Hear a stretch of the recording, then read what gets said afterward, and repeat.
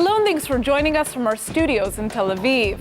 Coming up in today's newscast, the PA is set to issue Palestinian passports. The world may now have a second Jewish prime minister, and you won't believe how much matza and wine Israel's exporting for Passover. I'm Natasha Kirchuk here with the latest news in Israel.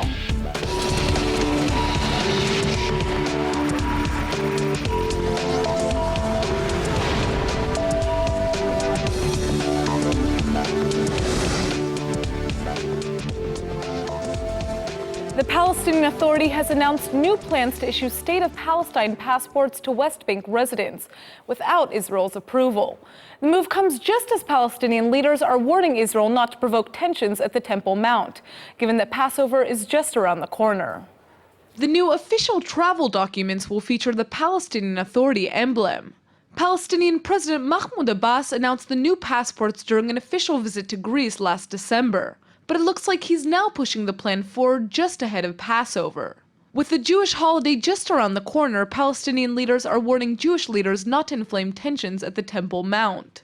The head of Fatah's armed Tanzim wing says that any political calls for Jews to visit the compound could provoke more violence. The outbreak of the most recent wave of terror last October began following Palestinian claims that Israel was attempting to take control of the holy site. Israel has continued to deny those claims, and now video cameras are being installed throughout the compound to monitor any violence that takes place near the site. Now, Israeli President Reuven Rivlin has called together senior religious clergy and urged calm in the Holy Land. המפגש הזה הוא לא טקסי. אנחנו עוסקים כאן בחיי אדם, כפי שאמרו המכובדים לפניי. בדם שנשפך, ובדם שעוד עלול חס וחלילה להישפך. זוהי עת חירום ממש, והחובה המוטלת על כל אחד ואחת מאיתנו למנוע התפרצות של אלימות שעלולה לגרום לשפיכות דם נקי. כל הסתה וכל אמירה יכולה להבעיר את האזור כולו, והארץ לצערנו בוערת.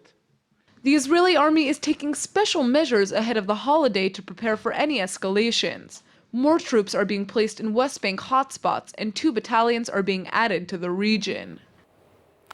We have a new update about the deadly bombing attacks in Brussels last month. Belgian police are now saying that the terrorists in the attack intended to attack passengers who were flying to Israel. Terrorist suspect Mohamed Abrini has allegedly confessed that he and his accomplices were on a mission to attack travelers headed to Tel Aviv, and were planning to target airport halls where passengers were waiting to fly to the Holy Land. Abrini has been nicknamed the Man in the Hat after security footage was released of him wearing a concealing hat just prior to the attacks, and he was arrested on Friday for helping with the bombings on March 22nd. He says their plan to attack travelers heading to Israel didn't work out after their first 2 explosions went off at the airport and they were forced to flee the scene. The terrorists originally planned an attack in France, but they decided to attack Brussels instead after their terror cell leader Salah Abdeslam was arrested a few days earlier. The twin suicide bombings killed 32 people and wounded 270 others at the Brussels airport and a city subway station. The world is warming up to relations with Iran, but it turns out not all Iranians are as happy with their own government. One Iranian pilot has defected to Turkey, and now he's threatening to seek asylum in Israel. Ahmad Reza Khosravi is a 39-year-old former pilot in the helicopter unit of the Iranian security services.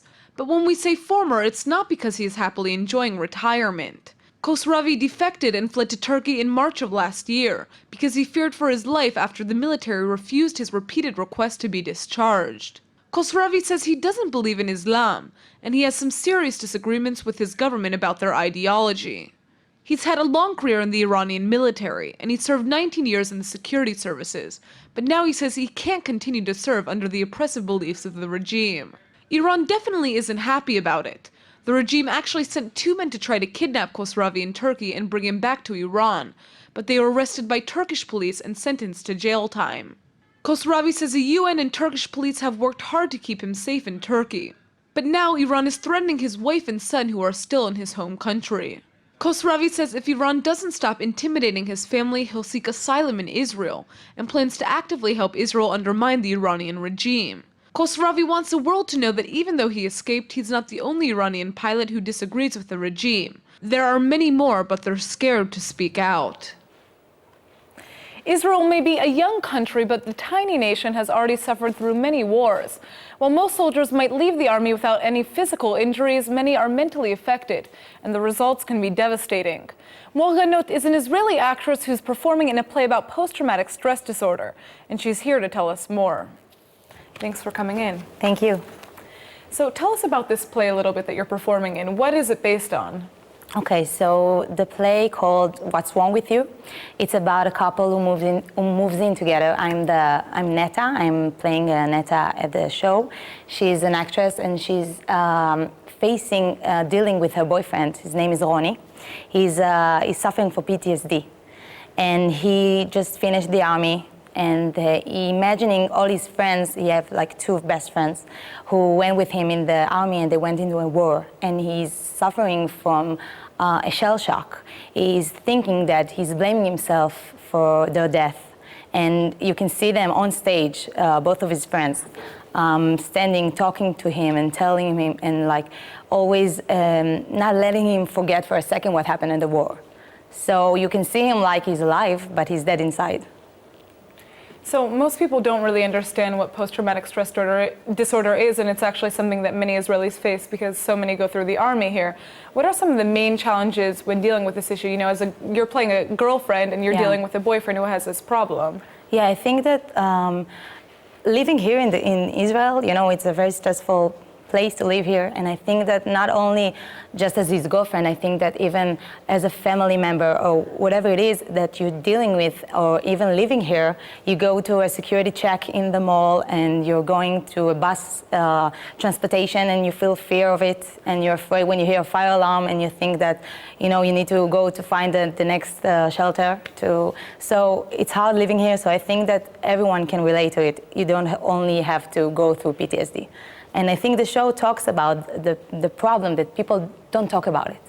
I mean, so that's why I think the play is very important for you to understand and to raise the subject. It's interesting that it's not something that's spoken about that much here. Why do you think that's the case? I think that people are afraid to talk about it. They're afraid to you know, people trying to be very manly after finishing the army and very cool of them, and then they go through it and they see that they can't really maintain a normal life. You have to talk about it. What has the reaction been to this show, you know, especially for viewers who have dealt with this issue or have family members that are dealing with this issue? So every show we go on stage and we talk to the audience. It's really important to us to hear what people think about it. They ask us questions, they share their stories. We had one time a man was like 70 years old. He hadn't spoken in 50 years. He went on stage and he talked for like 20 minutes sharing his story. So it's pretty amazing. Well, it's amazing to see how theater is educational in a certain sense, and it's also bringing this out of people. It's giving a platform for people to talk about this issue. Yeah, I definitely agree. So you must be proud to be in that. So the name of the theater where you perform is called Pnima Theater. Yeah. And for those who don't speak Hebrew, what does Pnima mean? Okay, so Pnima means inside, and it's inside the soul. So like Ronnie from the show, we see the inside of him, that he has all sort of monsters coming alive. And I also believe that it's not only inside the Ronnie, it's inside the whole society. Because all of us, like I said, are dealing with different levels of trauma. So that's the idea of the name. So okay, I guess the final question here is, where can we see your show? Where's the next place we can go and watch it? So we're gonna have a show in the 10th of May. It's gonna be the Memorial Day ceremony. It's gonna be on the Museum of Tel Aviv. So anyone who wants to come, we'll be happy to invite you all. Well, it sounds amazing, and I definitely want to go and check out the show. Thank you so much for coming in. Thank you. Right now, the only Jewish prime minister in the world is Israeli leader Benjamin Netanyahu, but that might be about to change. The Ukrainian president has asked Jewish politician Vladimir Groisman to form the next government in Ukraine. Around 360,000 Jews live in Ukraine, but not very many have served in top positions in the government. Anti-Semitism and decades of communist repression once made it difficult for Jews to rise to political power, and now it looks like that's changing. 38-year-old Groisman has a reputation for being an honest and effective administrator, And Jewish leaders in Ukraine say his appointment is proof that anti-Semitism in their country is a thing of the past. Groisman would replace Prime Minister Arseniy Yatsenyuk, who failed in efforts to fight corruption. Groisman is on a mission to jumpstart Ukraine's economy, and he's making use of his ties to Israel to do so. He regularly visits the Holy Land and has lots of family in the southern city of Ashdod. His grandfather survived the Holocaust by pretending to be dead after he was dropped into a mass grave by the Nazis. Unlike past Jewish politicians, Groisman has been very open about his Jewish identity. This January, on International Holocaust Memorial Day, Groisman even asked the parliament to stand for a minute of silence in honor of the victims of the Jewish genocide. It was the first time such an event took place in the Ukrainian parliament. Most of us know what it's like to stuff ourselves silly with matza and wine during Passover. But have you ever wondered where all that delicious food is coming from? It turns out a whole lot of it comes from Israel. The Israeli government has released a report saying that in 2015, Israel exported $48.5 million worth of wine and matzah. 12 million of that was matzah, and the United States imported 50% of it. A lot of the other big matzah and wine consumers are pretty obvious, like South Africa, Argentina, Brazil, and Australia. But it turns out there's a few surprise countries who also love these Jewish favorites. Nigeria imported $4,500 worth of Israel's matzah bread, and Congo also spent $1,600 on the Passover favorite. Matzah isn't the only big export item for Passover. $36.5 million worth of Israeli wine was sent all over the world in 2015. The US and Canada took in a third of the wine, and unsurprisingly, France was the largest Israeli wine importer in Europe. This is definitely an upward trend for Israel, which has increased its wine exports by more than $10 million in the last 5 years. So for those of you who can't make it to the Holy Land for Passover, it looks like you can get your hands on Israeli wine and matzah and bring a taste of Israel right to your table. And now for our Hebrew word of the day. Drinking wine imported all the way from Israel really gives you a taste of the holy neighborhood. So today's word is shchuna, which means neighborhood in Hebrew. Israelis like to think of the Holy Land as one big neighborhood. After all, the country is so small that you can get basically anywhere within no time at all. Did you know it's only about a 6-hour drive from the most southern point in Israel to the most northern point? I can tell you from first-hand experience that living in Tel Aviv, Israel's biggest city, feels like living in a tiny shchuna. Like most Hebrew words, shchuna is also used in slang. We all know what it's like to have that unorganized, irresponsible friend that just doesn't take anything seriously. Now let's say that friend happens to come to your office and starts making a loud mess. In Israel, you'd say that person is acting shchuna. It's kind of like calling him a hoodlum.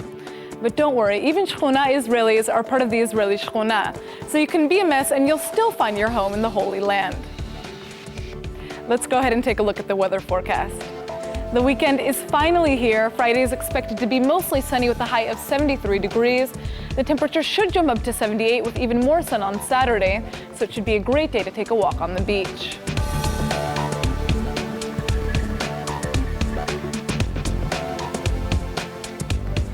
All right, everybody, that's it for today's news.